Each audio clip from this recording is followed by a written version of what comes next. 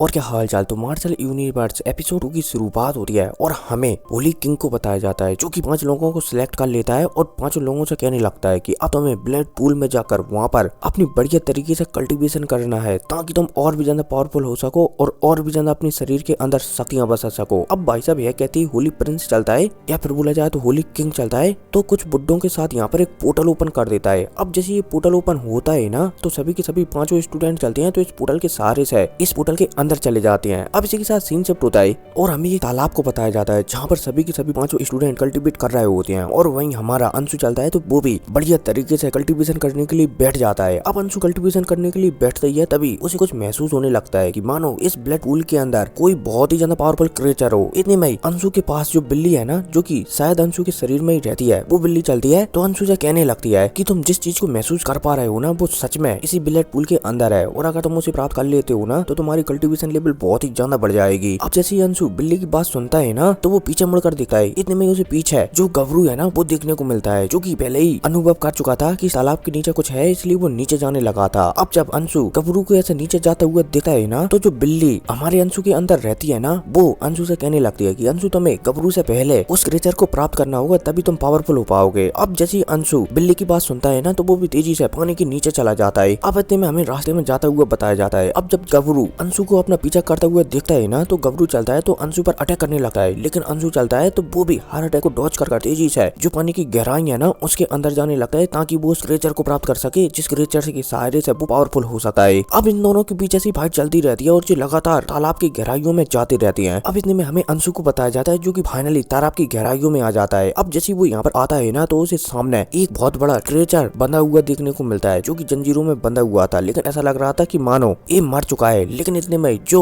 हमारे अंशु के अंदर बिल्ली रहती है ना वो अंशु से कहने लगती है कि इस क्रिएचर को कमजोर बिल्कुल भी मत समझना, मैं जितना भरोसा कर पा रहा हूँ शायद इस क्रिएचर के अंदर अभी भी आत्मा है और अगर वो जिंदा हो गई ना तो यहाँ पर किसी को भी जिंदा नहीं छोड़ेगी इसलिए दूरी बना कर रखो। इतने में यहाँ पर गबरू भी आ जाता है। अब जैसे गबरू यहाँ पर आता है ना और वो अंशु को देखता है तो गबरू के अंदर से एक आफ्टर इमेज सी निकलती है जो कि एक बुड्ढे का रूप ले लेती है और इस बुड्ढे का नाम होता है अधेर या फिर बोला जाए तो अंधेर। अब जैसे ये बुड्ढा भी यहाँ पर प्रकट होता है ना और हमारा अंशु गबरू के शरीर से किसी को निकलता हुआ देखता है तो हमारा अंशु समझ जाता है कि बुड्ढा बहुत ही ज्यादा पावरफुल है। इतने में हमारे अंशु के शरीर से भी बिल्ली प्रकट हो जाती है। अब जैसी बिल्ली प्रकट होती है और सामने वाला अंधेर हमारे बिल्ली को देखता है, अंशु की बिल्ली को देखता है तो वो थोड़ा सा हैरान हो जाता है क्योंकि अंशु की बिल्ली से भी बहुत ही ज्यादा पावरफुल शक्तियां महसूस हो रही होती है इसलिए यहाँ पर अंधेर परेशान हो जाता है। इतने में अंधेर चलता है तो गबरू से कह देता है कि तुम फिलहाल के लिए इस अंशु के बच्चे को संभालो जब तक कि मैं इस बिल्ली से निपटता हूँ। अब जैसे ये बुड्ढा कहता है ना तो ये बुड्ढा चलता है तो बिल्ली से लड़ने लगता है लगे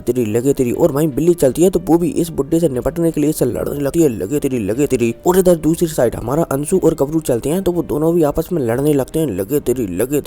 तेरी और यहाँ पर एकदम लड़ाई छा जाती है। अब इतने में हमें गबरू और अंशु की फाइट को बताया जाता है। अंशु चलता है तो एक बहुत ही पावरफुल अटैक करने के लिए तैयार होने लगता है लेकिन इतने में गबरू चलता है तो एक बहुत ही पावरफुल अटैक अंशु के ऊपर कर देता है जिसे रोकने के लिए अंशु चलता है तो एक सील बना देता है और जो गबरू का अटैक है ना उसे रोक देता है। लेकिन इसकी एनर्जी की वजह से जो आस पास के प्लान है ना जिसकी सहायता से इस अजीब से जानवर को बांधा गया है उसमें क्रैक आने लगते हैं। अब जैसे अंशु आस पास के प्लानों में क्रैक देखता है ना तो अंशु चलता है तो तुरंत गबरू को कह देता है कि रुको अगर हम ऐसे ही लड़ते रहे तो जो क्रिएचर है ना वो यहाँ से आजाद हो जाएगा और फिर शायद ना ही तुम बचोगे और ना ही मैं बचूंगा और हम यहाँ पर जिस चीज को लेने के लिए आए हैं ना वो भी हमें नहीं मिलेगी। अब जैसे गबरू अंशु की बात सुनता है ना तो वो कुछ सोचता है और जो क्रिएचर है ना जिस प्लेयरों से वो बंधा हुआ था ना उन ब्लड बोले जाए तो उन प्लेयरों को ही तोड़ देता है जिस वजह से एक क्रिएचर चलता है तो आजाद हो जाता है और तो अंशु है ना वो नीचे जमीन पर गिर जाता है और बेहोश हो जाता है और वहीं गबरू चलता है तो वो अंधेर बुड्ढे के साथ यहाँ से भाग जाता है बोले जाए तो बाहर निकल जाता है। अब इतने में हमें ब्लड पूल के बाहर का सीन बताया जाता है जहाँ पर 3 और स्टूडेंट ट्रेनिंग कर रहे होते हैं। तभी इस ब्लड पूल से ड्रैगन जैसे थोतरे निकलने लगते हैं और यहाँ पर जो 3 स्टूडेंट है ना उन पर भी हमला करने लगते हैं लगे तेरी। अब इसी के साथ बाहर का सीन बताया जाता है जहाँ पर जो होली प्रिंस है ना उन्हें भी अंदर की गतिविधियां समझ में आ जाती हैं थोड़ी बहुत इसलिए वो थोड़ा चिंतित में आ जाती हैं कि कहीं किसी ने जो नीचे की सील है वो तोड़ तो नहीं थी। अब इसी के साथ सीन से होता है और फिर हमें अंदर का सीन बताया जाता है जहाँ पर जो हमारा अंशु है ना वो बेहोश डला हुआ था लेकिन इतने में जो बिल्ली है ना वो अंशु को जगाती है कि ओटो वरना तुम यहाँ पर मारे जाओगे। अब जैसे अंशु जाता है ना तो वो देखता है कि एक बहुत बड़ा क्रिएचर जमीन से निकलकर उसके सामने आकर खड़ा हो गया है और वो उस पर हमला करने के लिए तैयार है। अब जैसे ही अंशु इतनी जल्दी अपने सामने क्रिएचर आता हुआ देखता है और उसे अपने ऊपर हमला करते हुए देखता है तो अंशु चलता है तो वो भी सामने वाले क्रिएचर से लड़ने के लिए तैयार हो जाता है। पहले तो बिल्ली चलती है तो हमारे अंशु से कहती है कि यहाँ से निकलो, लेकिन अंशु चलता है तो जिस पर अड़ जाता है कि चाहे कुछ हो जाए मुझे इस विष की स्प्रे चाहिए। इसलिए यहाँ पर बिल्ली चलती है तो वो भी हमें से रिला देती है। अब बिल्ली चलती है तो अंशु से कहने लगती है कि तुम फिलहाल के लिए इस विष को उलझा कर रखो, तब तक मैं इसकी आत्मा निकालने का कुछ उपाय सोचता हूँ, क्योंकि जब तक हम इसकी आत्मा नहीं निकालेंगे ना तब तक हम इस विष को मार ही नहीं सकते। अब जब अंशु बिल्ली की बात सुनता है ना तो वो समझ जाता है। हमारा अंशु चलता है तो अपनी भाले को निकालता है और जो बीस्ट है ना उससे लड़ने लगता है, लगे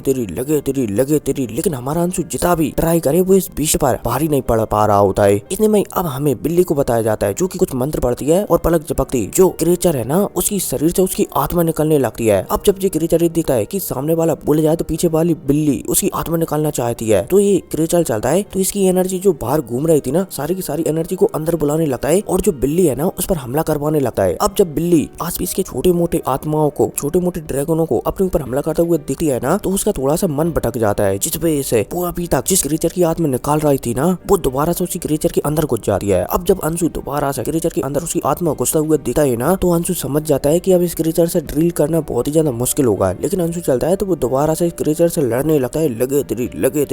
तेरी। लेकिन इस क्रिएचर को कुछ भी फर्क नहीं पड़ता। अब अंशु समझ जाता है कि अब शायद उसे अपने तुरुप का पत्ते का इस्तेमाल करना ही पड़ेगा। इसलिए अंशु चलता है तो यहाँ पर डिवोरिंग टालिस्मैन निकालता है जो कि एक पोर्टल के समान था और पलक झपकती जो क्रिएचर की आत्मा है ना उसे उस टालिस्मैन में खींच लेता है, जिस वजह से क्रिएचर है ना वो दोबारा से कंकाल के रूप में बदल जाता है। अब जैसे ही क्रिएचर कंकाल के रूप में बदलता है ना और बिल्ली क्रिएचर को कंकाल के रूप में बदलते हुए देखती है और अंशु के हाथों में क्रिएचर की आत्मा देखती है तो वो बहुत ही ज्यादा खुश हो जाती है। इतने में हमें दोबारा से क्रिएचर को बताया जाता है, क्रिएचर के कंकाल को बताया जाता है जिसके माथे से अचानक रोशनी निकलती है और पलक झपकती हमारे अंशु का वेपन हमारे अंशु के हाथ में आ जाता है। अब जैसे ये वेपन दोबारा से हमारा अंशु देखता है ना तो वो हैरान हो जाता है। अंशु समझ जाता है कि शायद ये वेपन अपग्रेड हो चुका है। अंशु बहुत ही ज्यादा खुश हो जाता है। अब इसके बाद यहाँ पर अंशु चलता है तो जो हड्डियों का कंकाल है ना इसके अंदर से और भी चीजें निकालने लगता है जो कि कीमती है, क्योंकि हमारा अंशु इतनी आसानी से यहाँ पर किसी भी चीज को छोड़कर जाना नहीं चाहता। इसलिए अंशु चलता है तो जो जानवर है ना उसकी हड्डियों से उसके ब्लड से एक गोली बना लेता है। अब इसी के साथ सीन शिफ्ट होता है और हमें बाहर का सीन बताया जाता है जहाँ पर जो गबरू है ना वो बाहर आ जाता है। अब जैसे वो बाहर आता है ना और वो प्रिंस से मिलता है तो प्रिंस को सब कुछ बता देता है। अब जब प्रिंस गबरू की बात सुनता है ना तो वो थोड़ा सा गुस्सा हो जाता है कि उस अंशु की वजह से आज हम सब मारे जाते हैं। अब इसी के साथ सीन शिफ्ट होता है और हमें बाहर का सीन बताया जाता है जहाँ पर हमें होली किंग को बताया जाता है और उन्हें गबरू सब कुछ बता रहा होता है कि नीचे मुझे एक बहुत बड़ा बीस्ट मिला था और तो और मेरे साथ जो अंशु गया था ना उसने मुझ पर हमला भी किया था और उस बीस्ट को आजाद भी कर दिया, जिस वजह से पूरी की पूरी होली सिटी प्रॉब्लम में फंस सकती थी। अब जैसे यहाँ पर गबरू ये सब कहता है तभी यहाँ पर हमारा अंशु भी आ जाता है और अपने डिफेंस में कहने लगता है कि गबरू जो भी कह रहा है ना वो सब कुछ झूठ है, बल्कि उस सील को मैंने नहीं बल्कि गबरू नहीं तोड़ा था। अब जैसे यहाँ पर अंशु प्रकट होता है और होली किंग अंशु को देखते हैं ना तो पहले तो वो उस पर गुस्सा करने वाले थे, लेकिन होली किंग जानते हैं कि सबसे पहले दोनों की बात सुनना चाहिए। इसमें में हमारा अंशु चलता है तो एक स्पेयर जो कि उसी क्रिएचर की हड्डियों से रिफाइन किया गया था वो वेपन होली किंग को बता देता है, जिस वजह से होली किंग समझ जाते हैं कि वो क्रिएचर सच में मारा गया है। अब यहाँ पर थोड़ी बहुत बातचीत होती है, होली किंग चलते हैं तो इस मसले को यहीं पर दबा देते हैं और सभी को आराम करने के लिए कह देते हैं कि फिलहाल के लिए आप सभी थक गए हैं इसलिए आराम करो, आपको 5 दिन बाद जो ग्रेट वर्ल्ड होने वाला है ना वहाँ पर जाना है। अब इसी के साथ सीन शिफ्ट हो जाता है और यहाँ से सभी आराम करने के लिए चले जाते हैं और वहीं जो होली प्रिंस है ना बोला जाए तो होली किंग है ना वो अपने बेटे को समझा रहे होते हैं कि अंशु के साथ अच्छे संबंध बनाकर रखना क्योंकि उसका भविष्य मुझे बहुत ही ज्यादा ब्राइट दिखता है। अब इसी के साथ सीन शिफ्ट होता है और पर हमें अंशु को बताया जाता है जो कि हमारे अंशु का जो टाइगर है ना उसे पावर दे रहा होता है और उसकी पावर को बढ़ाने में उसकी मदद कर रहा होता है ताकि हमारे अंशु का टाइगर और भी ज्यादा पावरफुल हो सके। अब जब बिल्ली चलती है तो हमारे अंशु को टाइगर के बारे में काफी कुछ बता देने लगती है कि जो टाइगर है ना वो भविष्य में अगर और भी ज्यादा और बहुत ही ज्यादा पावरफुल हो गया ना तो वो हम जैसा इंसान भी बन सकता है और तो और जो भविष्य में द ग्रेट वर्ल्ड वॉर होने वाला है ना उसमें ये टाइगर तुम्हारी मदद भी कर सकता है। अब जैसे अंशु बिल्ली की बात सुनता है ना तो वो बहुत ही ज्यादा खुश हो जाता है, वो समझ जाता है कि उसे टाइगर को पावरफुल बनाने के लिए और भी ज्यादा ट्रेजरों का इस्तेमाल करना पड़ेगा। अब इसी के साथ सीन से होता है और हमें सांची को बताया जाता है, बोले जाए तो हमारी अंशु की गर्लफ्रेंड को बताया जाता है जो कि जहाँ पर हमारा अंशु ग्रेट वॉर में जा रहा होता है ना वहीं के लिए सांची भी तैयार हो रही होती है क्योंकि सांची को भी वहाँ पर जाना है। और इसी जाने के साथ ये एपिसोड खत्म हो जाता है, लेकिन इसका अगला एपिसोड शायद मैं कल ही डालूंगा क्योंकि मुझे जल्द से जल्द 5 एपिसोडों तक पहुंचाना है इस स्टोरी को। खैर को नहीं, मिलते हैं अगली वीडियो में, टेक केयर, बाय।